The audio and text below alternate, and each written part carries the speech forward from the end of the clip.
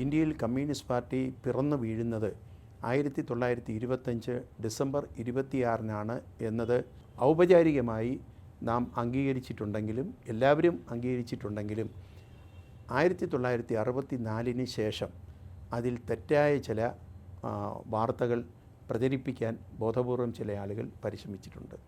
Communist party 25 December 26 രൂപീകരിക്കപ്പെട്ടത് അതിന് മുമ്പേ ഉണ്ടായിരുന്നു എന്ന നിലയിലുള്ള വാർത്തകളൊക്കെ പ്രചരിച്ചിട്ടുണ്ട്. അതിൻ്റെ സത്യാവസ്ഥയെ സംബന്ധിച്ചുകൂടി നമ്മുടെ പാർട്ടി സഖാക്കൾ അറിഞ്ഞിരിക്കുന്നത് നന്നായിരിക്കും എന്നെനിക്ക് തോന്നുന്നു. അവിടെ നമുക്ക് 3 രേഖകൾ പരിശോധിക്കേണ്ടതായിട്ടുണ്ട്. അതിലൊന്ന് സോവിയറ്റ് യൂണിയൻ പബ്ലിഷ് ചെയ്തിട്ടുള്ള പ്രോഗ്രസ് പബ്ലിഷേഴ്സ് പ്രസിദ്ധീകരിച്ചിട്ടുള്ള outline of the communist international എന്ന കോമിൻറ്റേൺ എന്ന പുസ്തകമാണ് അതിൽ പ്രധാനം. അതിൽ കമ്മ്യൂണിസ്റ്റ് ഇൻ്റർനാഷണലിനെ കുറിച്ച് വിശദമായിട്ട് പറയുന്നതിനുള്ള സമയം ഇതല്ലാത്തത് കൊണ്ട് ഞാൻ അതിലേക്ക് പോകുന്നില്ല. ഇവിടെ കോമിൻറ്റേൺ എന്ന് പറയുന്നത് 1919 മാർച്ച് 2 V.I. ലെനിൻ രൂപീകരിച്ച 3ാം കമ്മ്യൂണിസ്റ്റ് ഇൻ്റർനാഷണലാണ് കോമിൻറ്റേൺ എന്ന പേരിൽ അറിയപ്പെടുന്നത്.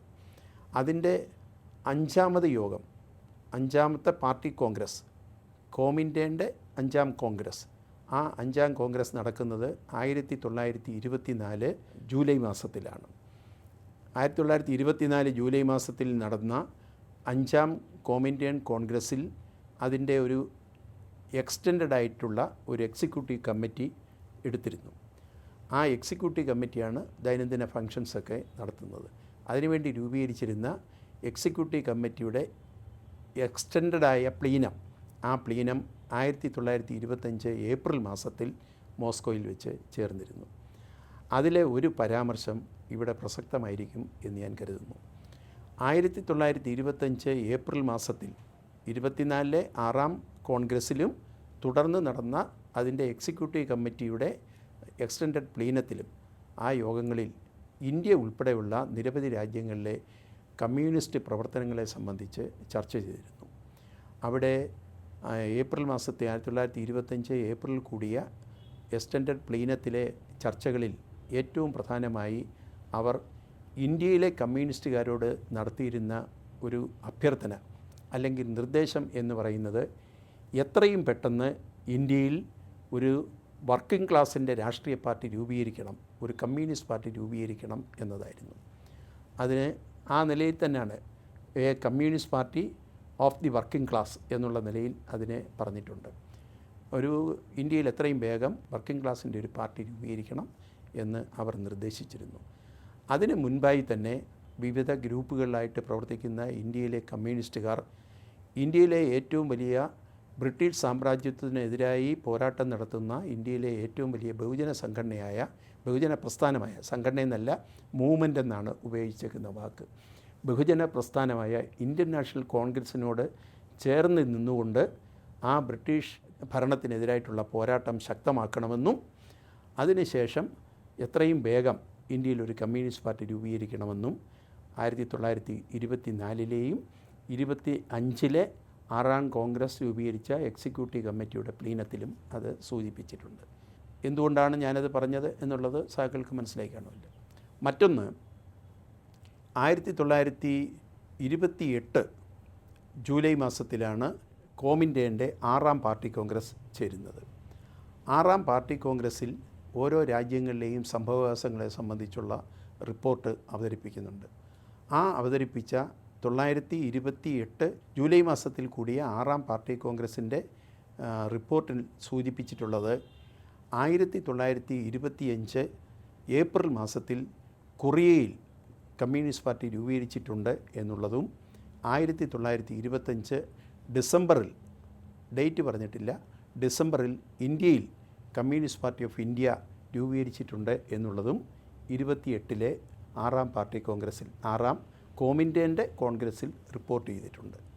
ഇത് രണ്ട് കാര്യങ്ങളും 1924 നടന്ന 5ാം പാർട്ടി കോൺഗ്രസ്സിലും 1925 ഏപ്രിലിൽ നടന്ന പ്ലീനത്തിലും, ആ പ്ലീനത്തിലും 6ാം പാർട്ടി കോൺഗ്രസ്സിലും 28 ജൂലൈയിൽ നടന്ന 6ാം പാർട്ടി കോൺഗ്രസ്സിലും ഇന്ത്യയിൽ കമ്മ്യൂണിസ്റ്റ് പാർട്ടി രൂപീകരിച്ചത് എപ്പോഴാണെന്ന് വ്യക്തമാക്കിയിട്ടുണ്ട് എന്നുള്ളത് കൊണ്ടാണ് ഞാനതിനെക്കുറിച്ച് സൂചിപ്പിച്ചത്.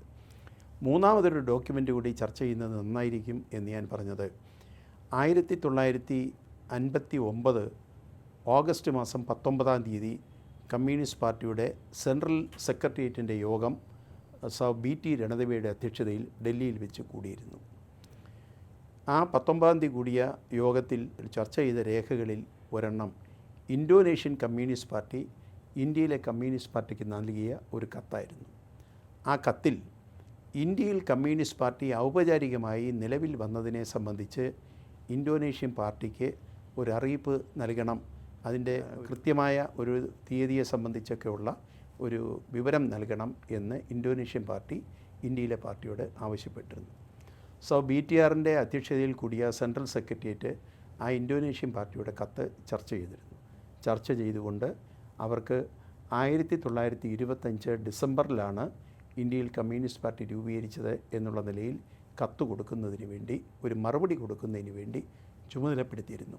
അതനുസരിച്ച് 1959 ഓഗസ്റ്റ് മാസം 20-ാം തീയതി അന്നത്തെ യോഗത്തിൻ്റെ അധ്യക്ഷൻ എന്ന നിലയിൽ BT രണദിവെ തന്നെ ഒപ്പിട്ട് ഇന്തോനേഷ്യൻ പാർട്ടിക്ക് ആ കത്ത് നൽകുകയും ചെയ്തു. ആ കത്തിനകത്തും ഇന്ത്യയിൽ കമ്മ്യൂണിസ്റ്റ് പാർട്ടി രൂപീകരിച്ചത് 1925 ഡിസംബറിലാണ് എന്ന് സെൻട്രൽ സെക്രട്ടേറിയറ്റ് അംഗീകരിച്ച ആ കത്താണ് BTR ഒപ്പിട്ട് ഇന്തോനേഷ്യൻ പാർട്ടിക്ക് കൊടുത്തത്.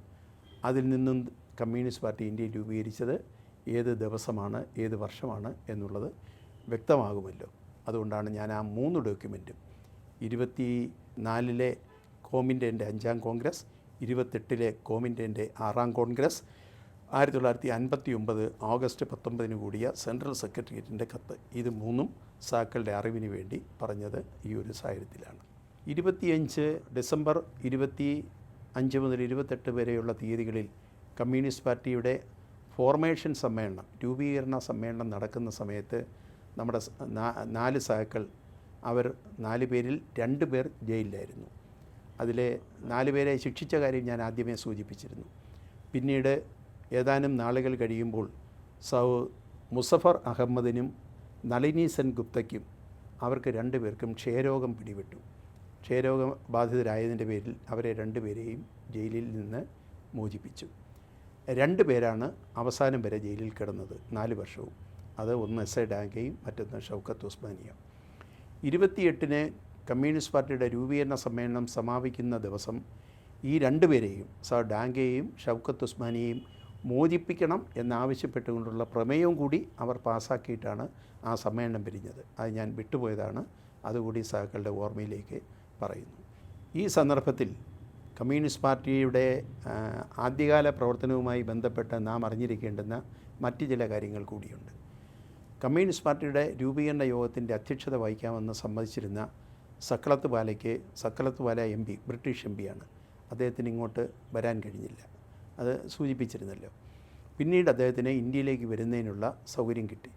അദ്ദേഹം ഇന്ത്യയിലെത്തുന്നത് 1927 മാത്രമാണ്. 1927 ഇന്ത്യയിലെത്തിയ സക്ലത്ത് വാല ഇന്ത്യയിലെ കമ്മ്യൂണിസ്റ്റ് പാർട്ടി നേതാക്കന്മാരുമായി സൂററ്റിൽ വെച്ചും, ഗുജറാത്തിലെ സൂററ്റിൽ വെച്ചും ഡൽഹിയിൽ വെച്ചും സംഭാഷണങ്ങൾ നടത്തിയിരുന്നു.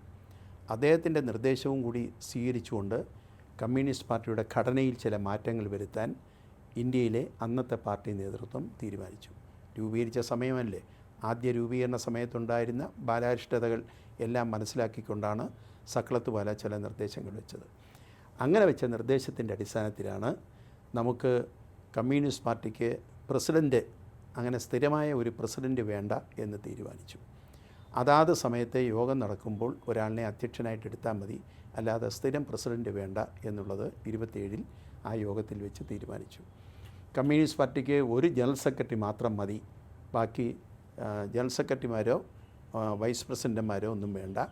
ഒരു പ്രസീഡിയം കമ്മിറ്റിയെയും എടുക്കണം, ഒരു എക്സിക്യൂട്ടീവിനെ എടുക്കണം എന്നുള്ള നിലയിൽ ആ യോഗങ്ങളിൽ വെച്ച് തീരുമാനിച്ചിരുന്നു.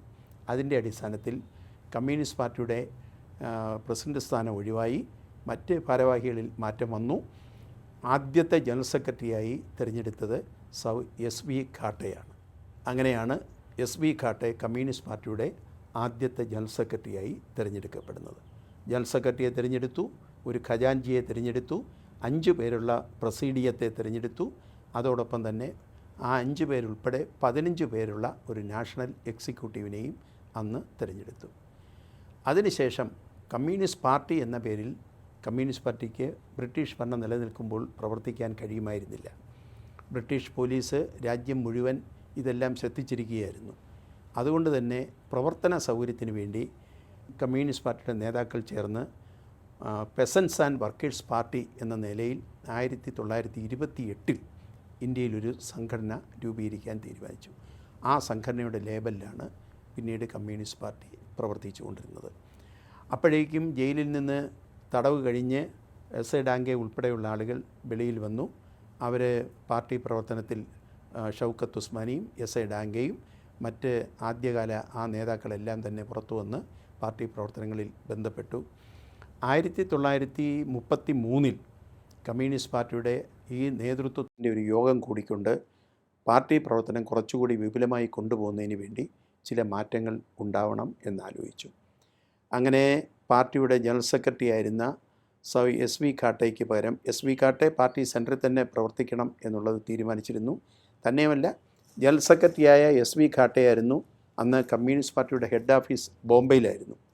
ബോംബെയിലെ ഹെഡ് ഓഫീസിൽ പാർട്ടി ഓഫീസിൻ്റെ ചുമതല എടുത്ത് പ്രവർത്തിച്ചിരുന്നതും എസ് വി ഖാട്ടയായിരുന്നു. അദ്ദേഹത്തിന് 60 രൂപ പ്രതിമാസ അലവൻസ് തീരുമാനിക്കുകയും ചെയ്തിരുന്നു ആദ്യത്തെ യോഗത്തിൽ വെച്ച് തന്നെ. അതുകൂടി ഇതിൻ്റെ കൂട്ടത്തിൽ ഓർത്തിരിക്കുന്നത് നന്നായിരിക്കും.